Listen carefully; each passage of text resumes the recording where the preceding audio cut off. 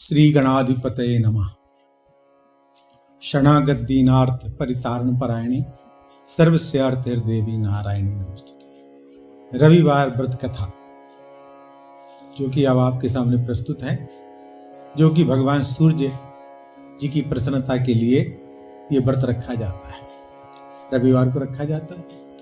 जिनका सूर्य कमजोर होता है या सूर्य खराब होता है, उनको उच्च करने के लिए, सूर्य भगवान की प्रसन्नता के लिए और उनके शुभ फल के लिए ये व्रत रखा जाता है। इस प्रकार से नियम है। सुबह स्नान आदि करके स्वच्छ वस्त्र धारण करना चाहिए।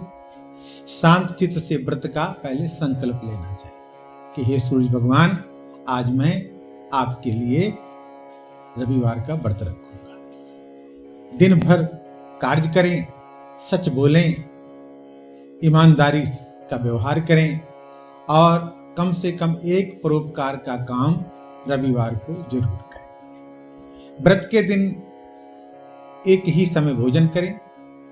भोजन तथा फलाहार सूर्य अस्त से पहले ही करें, यानी सूर्य छिपने से पहले कर लें। यदि सूर्य छुप जाए तो दूसरे दिन सूर्य भगवान को अर्घ यानी जल देकर ही अन्न जल ग्रहण करें। व्रतधारी व्रत की समाप्ति से पहले रविवार की कथा जरूर सुने या कहें या पढ़ें, जैसे भी सहूलत हो। व्रत के दिन नमकीन और तेल युक्त भोजन भूल कर भी न करें। इस व्रत के करने से आंखों का रोग छोड़कर सभी रोग दूर हो जाते हैं। राजसभा में सम्मान बढ़ता है और शत्रुओं का नाश होता है। कथा इस प्रकार से है। अत्यंत प्राचीन समय की बात है। एक नगर में एक बुढ़िया रहा करती थी।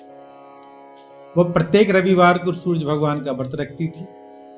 उसका नियम था कि वो ब्रह्म मुहूर्त में उठकर, यानी सुबह 3:45 बजे से लेकर 5:30 बजे तक का ब्रह्म मुहूर्त होता, उसमें उठकर शौच स्नान आदि से निवृत्त होकर पड़ोसन की गाय के गोबर से घर को लीपकर शुद्ध और सात्विक भाव से भोजन बनाती थी। तीसरे पहर सूर्य भगवान को भोग लगाकर स्वयं शेष भोजन को भगवान का प्रसाद समझ करके विनम्रता भाव से ग्रहण करती थी। इस व्रत के सुपरिणाम स्वरूप उसका घर धन धान से भरा हुआ था। वो सभी प्रकार से सुखी और संतुष्ट थी। उसी बुढ़िया के पड़ोस में एक और स्त्री रहती थी। उसे उस बुढ़िया की संपन्नता अच्छी नहीं लगती थी, इसलिए उसने रविवार के दिन बुढ़िया के उठने से पहले अपनी गाय का गोबर उठाकर अंदर रख लिया। आसपास कोई गाय और नहीं थी। फलतः बुढ़िया मन मारकर रह गई और घर लीप न सकी, भोजन बना न सकी, भगवान को भोग लगा न सकी, इसलिए भूखी प्यासी ही सो गई। अंतर्यामी भगवान ने अनजान बनते हुए बुढ़िया से भोग न लगने और प्रसाद न पाने का रहस्य पूछा। गाय का गोबर ना मिलना। जब बुढ़िया ने कारण बताया तो दयालु भगवान ने कहा, भक्तिन, तुम क्योंकि सच्चे मन से निष्काम भाव से मेरा व्रत रखती हो, इसलिए मैं तुमसे बड़ा प्रसन्न हूं। मैं तुम्हें एक ऐसी गाय देता हूं जो तुम्हारी सभी कामनाओं की पूर्ति करेगी, क्योंकि मेरा व्रत भक्तों के सभी संकटों और अभावों को दूर करके रिद्धि सिद्धि प्रदान करता है। प्रातः उठते ही बुढ़िया ने अपने आंगन में एक सुंदर गाय और बछड़ा देखा तो उसकी प्रसन्नता का कोई पारावार न रहा। वो उस गाय बछड़े की बड़े प्यार से सेवा करने लगी। वो गाय विशेष गुणों से संपन्न थी। वो सोने का गोबर करती थी। संजोग से उसके प्रथम गोबर त्याग को ईर्ष्यालु पड़ोसन ने देख लिया। फलतः वो ताक में रहने लगी और जैसे ही गाय गोबर करती, पड़ोसन उसे उठाकर ले जाती और उसके स्थान पर अपनी गाय का गोबर रख जाती। सूरज भगवान ने चालाक पड़ोसन की इस चालाकी से उस बुढ़िया की रक्षा करने का एक उपाय निकाला। शाम के समय बड़ी जोर की आंधी चली। बुढ़िया को गाय घर में बांधकर सोना पड़ा। सुबह उठने पर गाय के नीचे सोने का गोबर देखा तो उसे उसकी विशेषता का ज्ञान हो गया। अब वो शाम को गाय घर में ही बांधने लगी। ईर्ष्यालु पड़ोसन ने इस प्रकार जब अपने को सोने से वंचित होता देखा तो उसने राज दरबार में जाकर राजा को सुनाया कि मेरी पड़ोसन की गाय सोने का गोबर देती है, वो तो आपकी गौशाला में रहनी चाहिए ताकि आप उस सोने से प्राप्त धन के द्वारा प्रजा की भलाई कर सकेंगे। राजा को बात जच गई।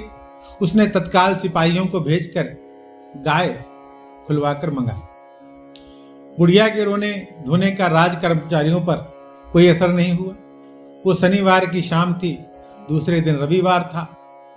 बुढ़िया गाय के वियोग और गोबर के अभाव के कारण उस दिन आंगन घर का ना लीप सकी, ना भोजन बना सकी और ना ही सूरज भगवान को भोग लगा सकी। दयालु भगवान सूरज को फिर दया आई और उन्होंने राजा के राजमहल को गोबर से ऐसा भर दिया कि राजा के नाक में दम आ गया। उन्होंने राजा को सपन में आदेश दिया कि या तो सुबह होते ही बुढ़िया की गाय उसके पास भिजवा दें, अन्यथा तुमको और तेरे राज्य को मैं नष्ट भ्रष्ट कर दूंगा। सुबह होते ही राजा ने सम्मान सहित गाय बुढ़िया के पास भेज दी।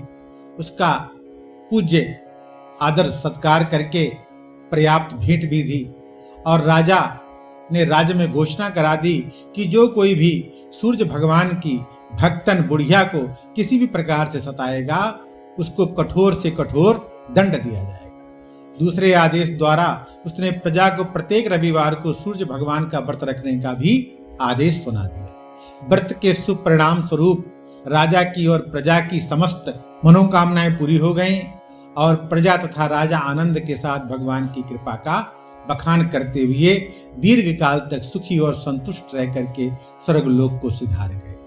ये रविवार की कथा है। इस कथा से भगवान सूर्य अत्यधिक प्रसन्न होते हैं, सभी प्रकार के मनोरथ सिद्ध करते हैं और करने वाले भक्तजन हर प्रकार के मनोरथ अपना पूर्ण कर लेते हैं। भगवान सूर्य नारायण की कृपा के पात्र बनते हैं। बोलो सूर्य भगवान की जय। ओम शांति ही शांति ही शांति ही ओम।